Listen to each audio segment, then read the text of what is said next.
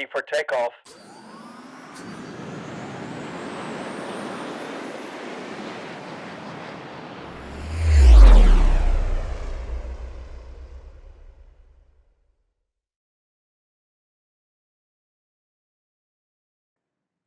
All right. Good afternoon. It's been said that if you aren't in danger of missing your flight, you're getting to the airport too early. Some of you have probably elicited some feelings. Don't worry, this is not a talk about poor travel advice, but I do want to thank those of you who are catching a flight right after or stayed for this. Very much appreciate it. My name is Glenn Harmon, and I'm going to talk to you about the power of no. For those of you that have seen this before, it's the same exact show as before, except with 8% more slides. Places you can find me, I'm on LinkedIn, Glenn Harmon Jr. I do movie reviews. You can find those on Letterboxd. I'm on Mastodon, barely. I'm still on the Bird app. You can listen to me talk about basketball or movies or post divisive opinions like this.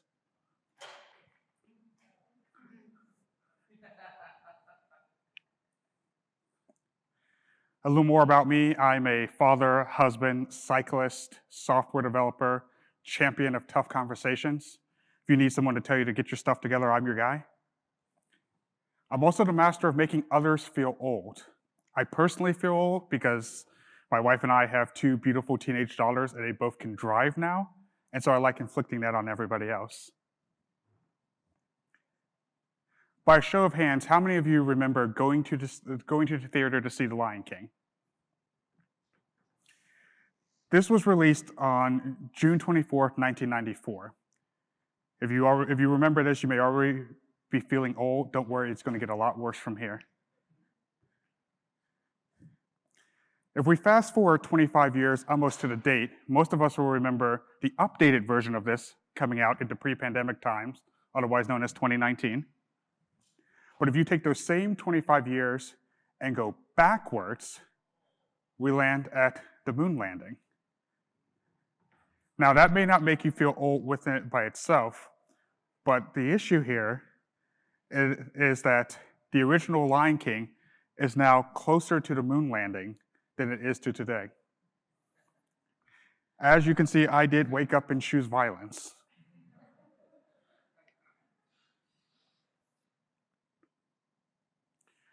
So, you probably say yes to too many things. Have you ever been in a situation where you wish you could have said no and just didn't? If everybody could just put their hand up for a moment. Now I'm going to have you put a finger down if you've ever attended a meeting that you wish you hadn't. Have you ever been happy that plans were canceled because you never really wanted to go in the first place? Do you have goals of reading or writing or picking up a new hobby that you just can't seem to find time for? Do you have trouble getting to sleep at night because you're either laying awake thinking about all the things you didn't do or all the things you wish you had time to do? If any of those resonated with you or you feel seen right now, it's okay, this is a safe spot. If you put no fingers down, this is probably not the talk for you. These days, the line between work and home become blurry at best, and knowing how to say no is more important than ever. This talk is about using this two-little letter word, no, to firmly establish boundaries and protect your time, values, and the people you care about. This talk is going to be broken up into the following sections: the power of no, the title, why we can't say no, why you have to get better at saying no, evaluating whether or not you should say no, and finally, how to do it. When we were younger, we learned the word no, and we used it quite often. No, I don't want to eat that. No, I don't want to take a nap. No, I don't want to share. We may still be using that. Some of us have kids in here and probably know exactly what this feels like. Hell have no fury, like a toddler who doesn't want to do something. But when do we give up the power of trying to establish our own boundaries? There are a few things I'm going to say today that may feel uncomfortable. The first of which is,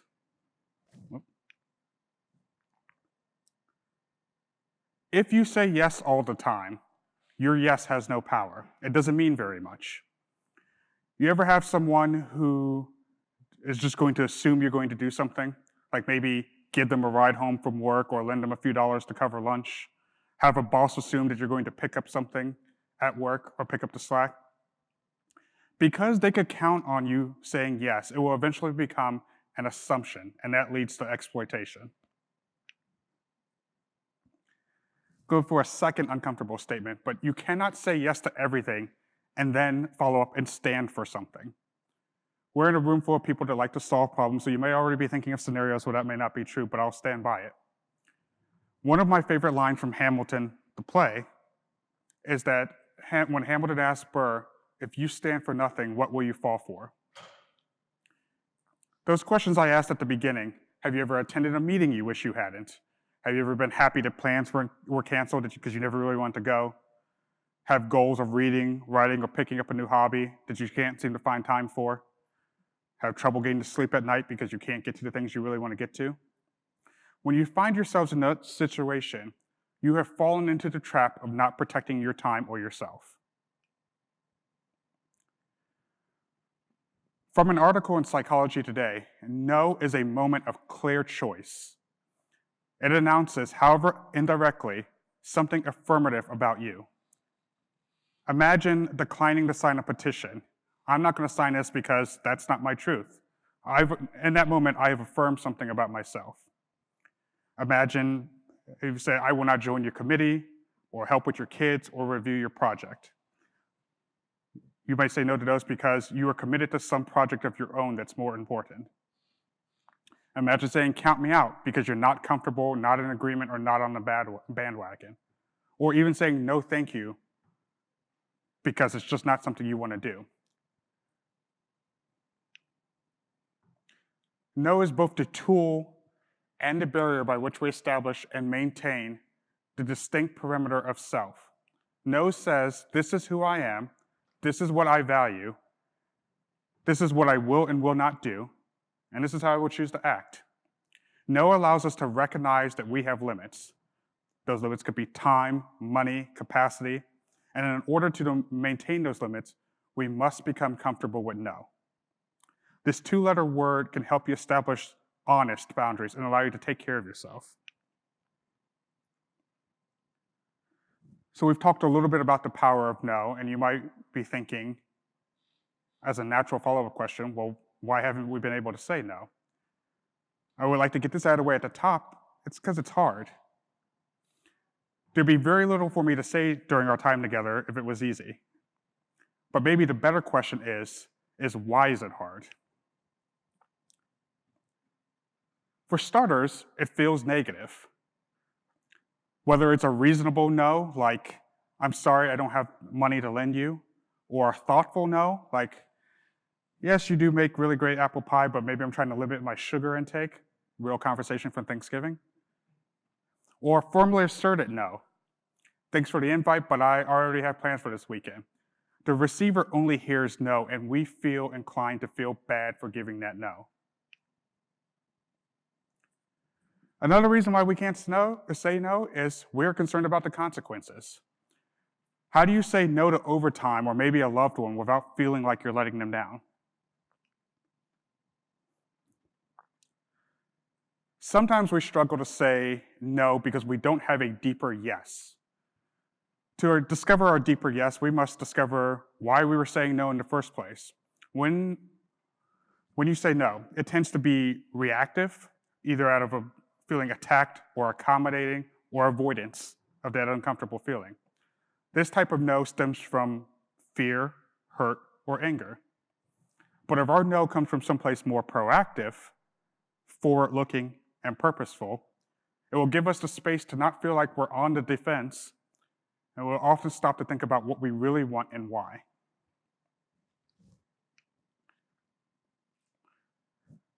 Lastly, we may suffer from fear of missing out, or FOMO, as the kids would call it. But are those reasons really worth your peace of mind? There is probably a nice overlap between those that put their finger down earlier when asked if they were ever happy that plans were canceled, and those that never wanted to go in the first place. It is possible that you said yes just because you didn't want to miss out. Because saying no is hard, we will often attempt to avoid and accommodate, and this is how resentment grows. It's easy to get pulled into situations we'd rather avoid or not be in to begin with. It's easy to get pulled into situations we'd rather avoid or to ignore our own well-being, but that never ends well.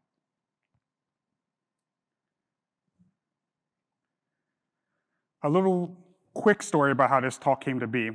I was part of Toastmasters in the before times being the pandemic, and they work on helping you improve your public speaking and presentations. At the end of one of the meetings, one of the leaders asked me if I would do a talk at the next meeting. I knew then, when they asked me, that that was not something I wanted to do, but I said yes anyways. These Toastmasters meetings happened every other Friday, so naturally, as one does, we fast forward to the next Friday, the following Friday, and I have no talk still. I'm getting ready in the shower in the morning, and I'm thinking about all the reasons why I should have said no. And because I do my best thinking in the shower, that is where this talk came from. In the end, it worked out because I have a talk and I'm getting a chance to travel and give it, but there were a lot of stressful days and a lot of stressful hours leading up to that talk, and even though I have this talk now, I had to suffer through those because I did not use no. I'm telling you this because I want to illustrate that saying no gives you power in a situation that you can go and do something else. Anybody, literally anybody, can say yes. And those of you who put your fingers down earlier already know this. But no gives you the power in the exchange. There's a book called Never Split the Difference by Chris Voss. The book is about a former FBI hostage negotiator and some of the techniques he used. One of them was about how in the beginning of a negotiation, he would lob up some very easy questions in which the offender would be able to say no to. It would help them establish some agency or power in the negotiation. They were easy no's, but allowed them to feel like they had power in this exchange. There's a whole other talk on the dynamic of power that we could take away from this, but using no allows us to keep the power in the conversation and protects our boundaries and allows us to protect ourselves. There are some benefits to saying no. We've kind of hinted around these already, but time to do whatever you've been putting off, power to be more in control of your life. The more you use it, the easier it's going to get. One that we may be suffering from, overextending ourselves. If we're using no regularly, we can keep from overextending ourselves and fighting fatigue and burnout for all the wrong reasons. And one of the better ones, you might discover something new that you like to do because you freed up time to have that availability. Saying no typically feels awkward and definitely takes practice. But again, the more you use it, the easier it's going to get. Now, we know there are times we should be saying no and some of the benefits of saying no, but how do we know when to say no? I have 5 situations that benefit from you using this power of no. Number 1, ask yourself, does it align with your values? Say no when you want to keep true to your principles and values. Do I truly want to do this? What do I gain out of doing this task or attending this function? You'll notice a theme through some of these to where it may feel selfish, but it is not. Number 2, am I being exploited? What has this person done for me recently? That sounds terse, but some relationships are far more one-sided when you realize that you're always the one that says yes. As an aside, it is truly remarkable how much people will ask and sometimes even demand of you that they wouldn't ask that you wouldn't even ask of yourself.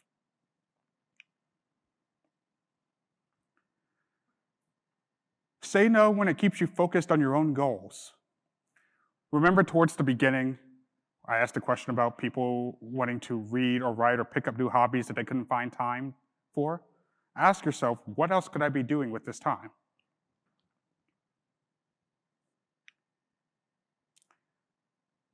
Saying no to abuse by others. This is different than exploitation. Exploitation, for the purposes of this talk, is when the value you have to the other party is based solely on what you can do for them. Nothing more, nothing less. Abuse in this instance would be being treated poorly for fear of losing that person, continually taking that treatment and not saying no to that. And lastly, you can ask yourself, do I need to change course? So many of us would rather be right than happy. We made a choice that we should stick with it. It doesn't matter what the results are, we made the choice, we're going to stick with it. But what happens if you're on the wrong course and you're already aware of it? Maybe you work someplace that others might think is a dream job, but makes you sick to your stomach the night before. Maybe you're in a relationship or a friendship that you already know is over, but you're just hanging out there. Use the no to evaluate whether or not it's time to change course. Which brings us to how to say no. If only it was really that easy.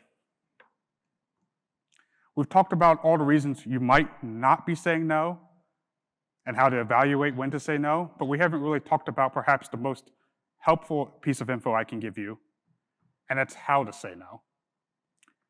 Here are a couple of tips I'm going to give you for how to do that. Give yourself a cushion. Oftentimes, you're going to be caught off guard, and getting good at saying no it's a new muscle. We're working on strengthening it. We want to get better at it.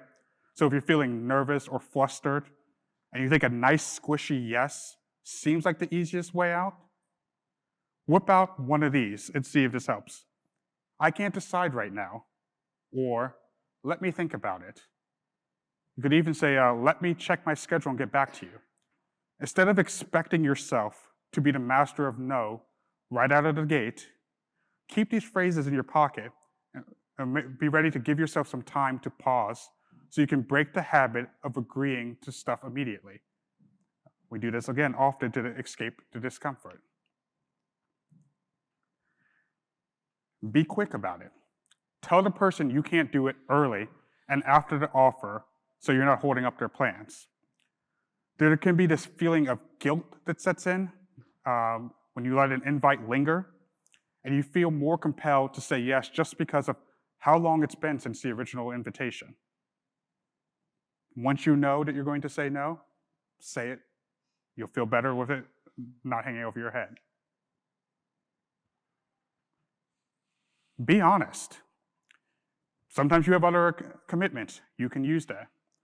Sometimes it's not something you really want to do to begin with. That's okay too. You can say things like, I appreciate the invite, but that's not something I want to do. That is a legitimate response. Sometimes there will be a need to compromise on whatever the ask is, but in order to have a successful compromise, you have to be honest for the reason why you couldn't do it or didn't want to do it to begin with. Number 4, suggest an alternative. If you're being asked to do something, maybe you can name another person that might be able to take your place. If you're being asked to go out to eat someplace, maybe that's not your type of restaurant, you can suggest another restaurant, another location, another activity, etc. This will feel very similar to coming up with a compromise, but if you're being honest with it up front, this step gets easier. Lastly, ask for a rain check. If it's something you really want to do, but maybe it doesn't fit in your schedule at the requested time, ask for a rain check. Make another plan for the future, and if showing good faith effort is something you're wishing to do there, making a rain check makes it super easy for you. In prepping for this talk, I read a book called Badass Habits by Jen Sincero, and there was an excerpt in it that was fun. It says, getting your no on is all about clarity, kindness, speed, consistency, and commitment. No is a simple, short word. It's not full of long, drawn-out explanations, justifications, apologies, emotions, excuses, and backpedaling. Here are some general rules to saying a really good no. Make it all about you. So I'll give you an example. Let's say you have a friend or family member that prefers to make phone calls as their way of communication, but you have trouble getting that conversation to end once you get on the phone. One way that we might have felt compelled to respond before is, I don't want to be on the phone with you because I can't get you off the phone. That will prevent you from saying no because now you're afraid of hurting their feelings. But what if you made it about you? And you say, I've got a lot going on right now. Maybe I can schedule this like once a week, or I can hop on the call for 30 minutes because I have X, Y, and Z I still have to do. You keep the emotion out of it. You don't try to second guess. And you don't have to spend time worrying about if they'll get upset because it's about you and what you need to do. In all of these examples, you are only responsible for your end of the conversation, and if they ever get upset, that's their work, not yours. Use direct language. Get straight to the point, such as, please call before you come over. Thanks so much for coming to my party, but I'm going to bed. You need to leave. I'm not comfortable hugging strangers, but it was nice to meet you. And as always, the classic no thanks. Powerful no-type phrases often begin with I need, I won't, I can't, I don't like, I'm not going to, and I would appreciate it if.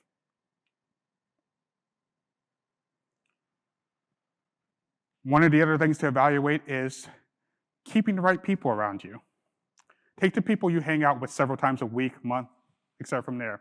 And if you were to rank those interactions or what those relationships mean to you, spend more of your time with those that are 8 and up. If somebody is a 5 to 7, sure, by all means, hang out with them, but don't prioritize them over the 8s. And if they're 5 or below, actively start practicing to say no to these interactions. They're likely more one-sided if you're rating them at 5 than you've realized. There are 8 types of no. There is no as a complete sentence. That's it. No, I don't want to do it. No, thank you. The vague but firm no. Thank you for asking me, but it's not going to work for me. The referral no. I won't be able to do this, but why don't you ask, insert name of your choice. The it's not personal no. Thank you for thinking of me, but I'm not taking on anything new this quarter, or I'm focused on starting a new project, etc. There is the gracious no. I'm so touched that you thought of me. I really appreciate your enthusiasm, but I'm not going to be able to help you out at this time. There's the now's not the right time no. I would love to help you, but I'm super busy. Can you come back and ask me again in a month? The reassess no. Let me think about it and I will get back to you. And there's the I'm actually too busy, but no, which is no, but here's what maybe I can do instead, or offering up another suggestion. So if we're going to put this into practice, there are a couple of questions I would have for you. Can you think of some scenarios in which you wish you could say no now? Are there ways to incorporate no with the holidays coming up? Are there other ways you said no that weren't included in today's talk?